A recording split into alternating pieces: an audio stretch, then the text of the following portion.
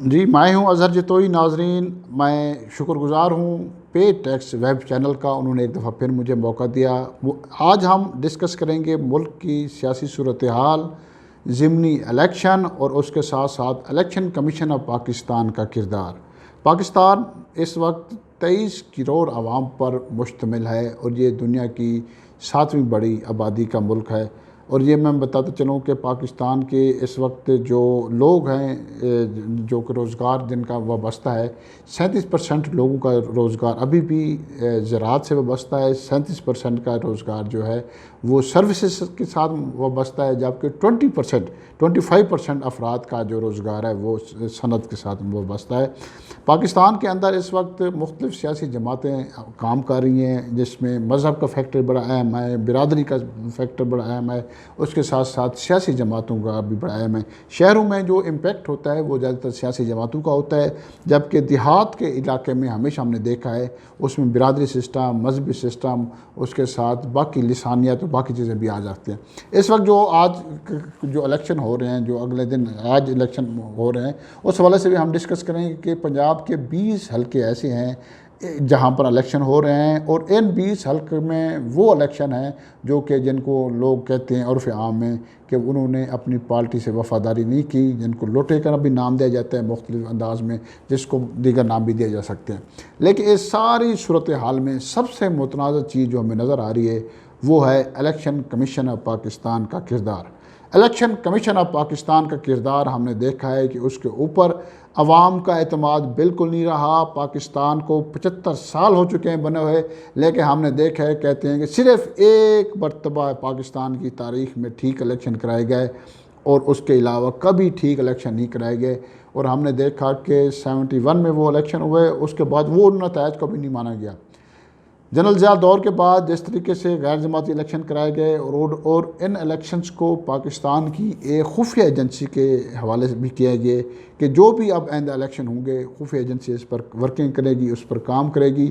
ان election کو bogus کرنے کے لیے وہاں کی مقامی انتظامیہ کو بھی استعمال کیا جاتا ہے۔ وہ پہلے سے لسٹیں تیار ہو جاتی ہیں کہ کون کون سے ایسے گھوڑے ہیں جو کہ کامیاب ہو جائیں گے، کون سے ایسے گھوڑے ہیں جو ناکام ہو سکیں گے۔ اس وقت جو صورتحال ہے، ان 20 جو حلقے ہیں ایم پی اے کے، ان میں الیکشن ہو رہے ہیں، اور ان 20 حلقوں کی اہمیت اس لیے بھی زیادہ ہو چکی ہے کہ انہی کے انحصار پر، انہی کی جیت پر ہی پاکستان کے جو پنجاب کا وزیر اعلیٰ ہے، پاکستان کا بڑا صوبہ ہے، اس کا انتخاب ممکن ہو سکے گا۔ اگر پاکستان مسلم لیگ نون یہاں کامیاب ہو جاتی ہے تو حمزہ شہباز رہیں گے، ادروائز پاکستان تحریک انصاف دوبارہ اقتدار میں آ سکتی ہے۔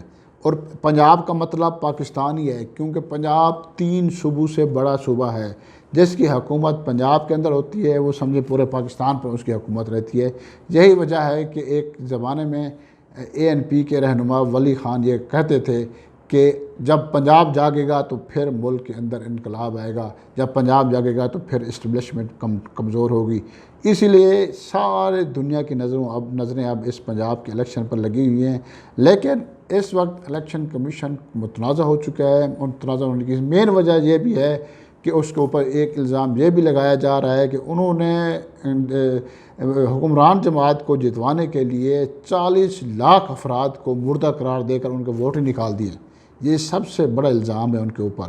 اس کے ساتھ ساتھ بعض لوگوں کے جو جس انتخابی حلقوں میں الیکشن ہو رہے ہیں وہاں سے مخالفین کے ووٹوں کو نکال کر دوسرے حلقوں میں ڈال دیا گیا ہے، یا دور دراز کے جو انتخابی پول ہیں وہاں ڈال دیا گیا ہے۔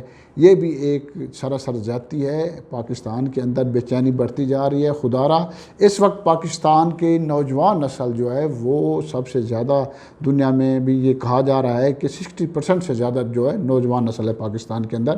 اور نوجوان نسل کے اندر جب بے چینی شروع ہو جاتی ہے تو پھر ملک کے اندر اگر انقلاب نہ بھی آیا تو کم از کم انارکی تو پھیلے گی، فساد پھیلیں گے۔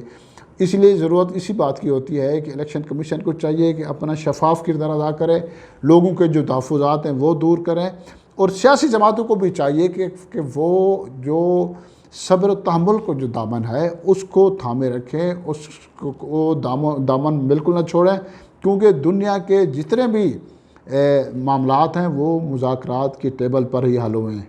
وہ کبھی جنگ سے حل نہیں ہو سکے، چاہے جنگ عظیم اول ہو، چاہے جنگ عظیم دوم ہو، جہاں خون کی ندیاں بہائیں گئی، کروڑوں افراد مارے گئے، لیکن آخر اس کا رزلٹ یہی ہوا کہ مذاکرات کی ٹیبل پر ہی ان معاملات کو حل کیا گیا۔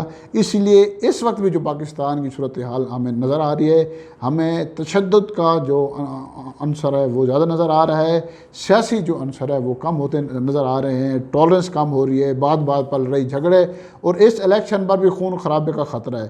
اس لیے ہمارے جو سیکیورٹی کے ادارے ہیں ان کو بھی چاہیے کہ وہ اپنا بھرپور کردار ادا کریں۔ ہمارے جو الیکشن کمیشن کے ادارہ ہے اس کو چاہیے اپنی ساکھ کی بحالی کے لیے وہ ایسے اقدامات کرے جس سے عوام بھی خوش ہو، ملک کے اندر حقیقی جمہوریت کی بھی بحالی ہو سکے، اس کے ساتھ ساتھ ایسے لوگ سامنے آ سکیں جو کہ حقیقی معنوں میں عوام کی ترجمانی کر سکیں، اور یہی پاکستان کی خوشحالی کا راز ہوگا۔ اسی کے اندر ہی پاکستان ترقی کر سکتا ہے، اور جمہوریت کی مستقبل تسلسل سے ہی ملک ترقی کرے گا۔ یہاں ٹیکسز میں اضافہ ہوگا، پاکستان کے اندر معیشت مضبوط ہوگی، اور معیشت مضبوط ہوگی تو پھر پاکستان بھی جو ایک ایشین ٹائگر کا خواب ہے وہ پورا کر سکے گا۔